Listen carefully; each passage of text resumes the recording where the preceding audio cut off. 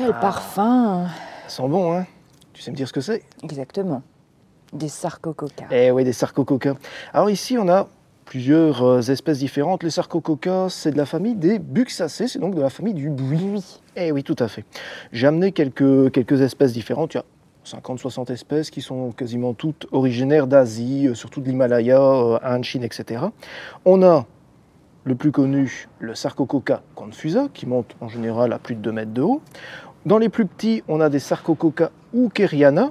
On a ici l'espèce type, qui s'est déclinée voilà, en plusieurs variétés. Variétés Winter Gem et Purple Stem. Et Purple Stem, effectivement. Qui sont dans les autres Sarcococca, plutôt espèce type, on a aussi ici le Sarcococca ruskifolia, qui est un petit peu moins connu et qui est aussi un petit peu plus petit par rapport à Confusa. Et alors celui que j'apprécie beaucoup et qu'on ne plante pas souvent, c'est bien dommage, c'est le Sarcococca salinia, qui ici en tout début de floraison.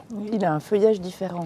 Il a un feuillage tout à fait atypique par rapport à un Confusa, où on voit vraiment que c'est des feuilles un petit peu ébouies comme ça en plus grand. Eh bien là, on a presque l'impression que ce serait un Daphné comme ça. C'est vraiment assez sympa. Alors, ça sent bon, parce que c'est en fleurs. Effectivement, en hiver. Ça fleurit en hiver, entre janvier et mars plus ou moins. Donc on a ici pas mal de fleurs. Ça sent très bon, tu as raison.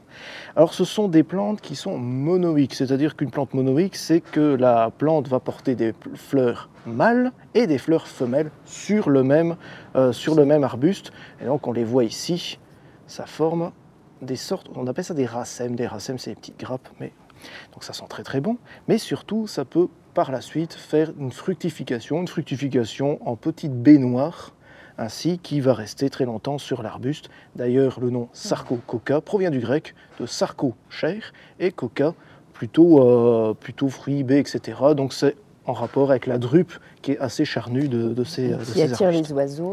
Ça attire un peu les oiseaux, effectivement. En revanche, la fleur n'attire pas énormément les insectes. Ça attire quand même un tout petit peu, mais disons, ça fleurit quand même à un moment où il fait assez froid et donc il n'y a pas énormément d'insectes. Voilà. Mais sinon, ça sent très bon et donc on doit le planter vraiment à un endroit de passage, surtout que ça ne prend pas tellement de place. Le Confusa, je l'ai dit, est le plus grand. Les autres vont rester, surtout les variétés, vont rester plus trapues. Vont rester non seulement trapues, mais certaines vont aussi drageonner, ce qui permet de les utiliser en couvre-sol. En couvre-sol, forcément, pas au soleil. N'oublions pas que c'est une plante des bois asiatiques. Et dans quel type de sol, justement? Donc on va le mettre sous les arbres, mi-ombre. Et le sol, tu fais bien d'en parler, eh bien le sol, ce sont des arbustes qui vont résister très bien à des sols qui vont rester assez secs. Donc l'ombre sèche, on a parfois du mal à le végétaliser, eh bien ce sera parfait à ce niveau-là. Ils vont pousser un peu mieux si le sol reste frais, mais ça survit bien à un sol sec. Le sol ordinaire ou légèrement acide quand même, ça lui plaît bien, un sol légèrement acide, plutôt frais, même s'il survit très bien à la sécheresse, et un sol qui est surtout bien drainé en hiver, comme c'est souvent le cas des plantes asiatiques.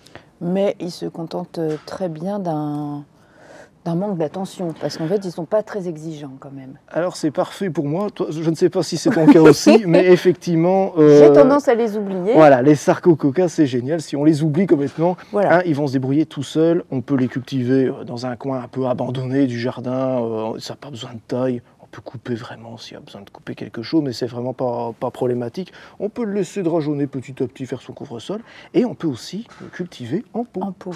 Tout simplement en pot, si on a une terrasse pour pouvoir profiter du parfum.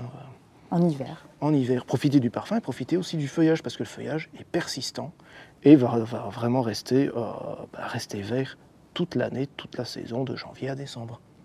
Magnifique. C'est parfait, hein? Alors, tu choisirais lequel parmi tous ces Sarcococca? Eh bien, j'ai une petite préférence pour celui-là. Eh ben, c'était mon choix aussi. Feuillage un peu Sarcococca salinia, effectivement, très sympa. Alors, ceux-ci sont des petites variétés du Sarcococca hookeriana dont les fleurs sont assez sympas, parce que les fleurs, quand elles ne sont pas encore ouvertes, sont un peu rouges pour s'ouvrir complètement en blanc par la suite. On avait ici Winter Gem, on avait Purple Stem, effectivement, un peu plus sympathique. Voilà, pour les Sarcococca. Parfait.